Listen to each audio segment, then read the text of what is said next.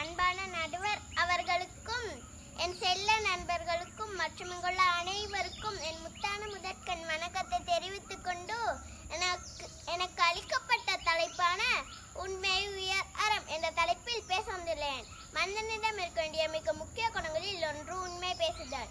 உண்மை தன்மையும் விடாமுயற்சியும் சேர்ந்தால் வெற்றி என்பது நம் வாழ்வில் சாத்தியமே. முற்பகல் செய்யின் பிற்பகல் விழியும்.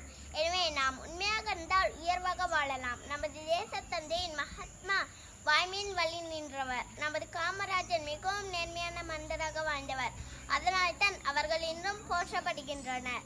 வாழ்வு உயர்ந்த அடைந்த மனிதர்களை ஆராய்ந்து பார்த்தால் நேர்மையும் உண்மையும் நிச்சயம் இருக்கும். உண்மை மனிதனை நன்மையின் பக்கம் இழுத்துச் செல்லும். நெஞ்சார போய் தன்னை சொல்ல வேண்டாம் என்ற ஔவையார் குறிப்பிடுகின்றார். நமது கவிஞர் பாரதியோ பொய் சொல்லக்கூடாது பாப்பா என சிறுவர் மத்தியில் விதைத்துள்ளார்.